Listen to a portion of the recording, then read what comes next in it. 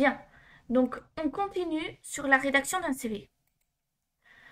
Donc, la première chose à faire lorsqu'on écrit un CV, c'est de faire une analyse de ce qu'on désire écrire. Et la seconde, il faut savoir résumer et synthétiser ses compétences et expériences.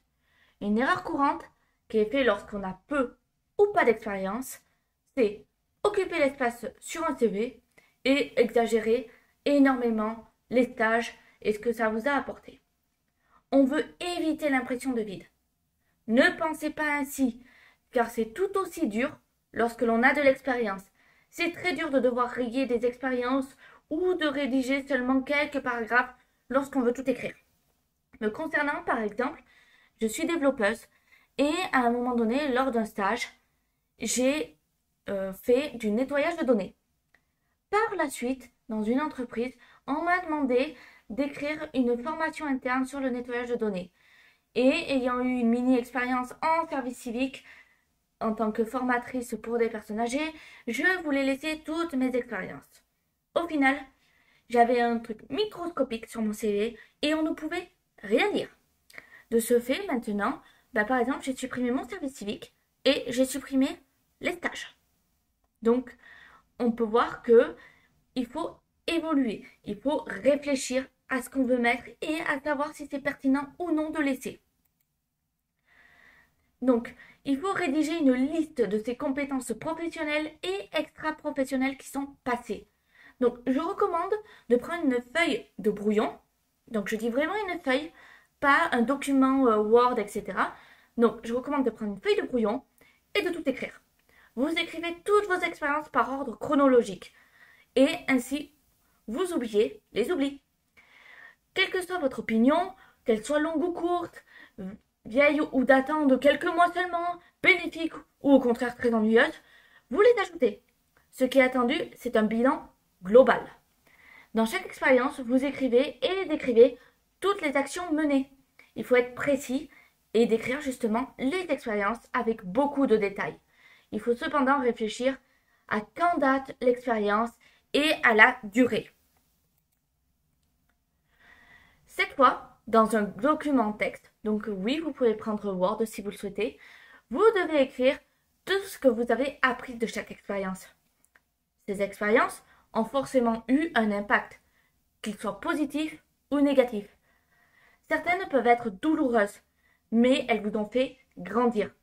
Si vous avez travaillé dans une grande entreprise à l'échelle mondiale et que cela vous a compliqué la vie, vous savez que vous voulez maintenant une entreprise plus petite, où votre travail sera davantage valorisé. Je me souviens avoir fait de nombreux stages, et certains étaient très douloureux. Cependant, ces derniers m'ont aidé à être la personne que je suis aujourd'hui. Mais avant de comprendre cela, forcément, j'ai vécu en les subissant. Je me suis alors rendu compte également que certains métiers n'étaient peut-être pas faits pour moi. J'ai fait un stage par exemple dans un centre équestre, car à l'époque j'adorais les chevaux. Mais il a fallu un certain temps pour que je réalise qu'entre adorer quelque chose et en faire son travail, il y a une différence. Par exemple, je ne suis pas du tout une personne physique. Donc, tout ce qui était soulevé du foin, etc., avec une fourche, c'était très compliqué. Donc, cela a été une leçon importante qui a fait que j'ai changé de branche et je suis devenue maintenant informaticienne. Maintenant, à partir de maintenant où vous avez récupéré toutes vos expériences et compétences, il faut compléter les informations des entreprises où l'on a travaillé. Des informations peuvent figurer son raison sociale, adresse, activité. Donc le CV, ce n'est pas une liste de courses.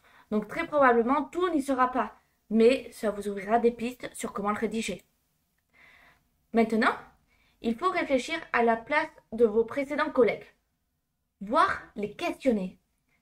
Que leur avez-vous apporté? Par exemple, l'entreprise peut dire: avez-vous vraiment eu un impact positif sur cette entreprise?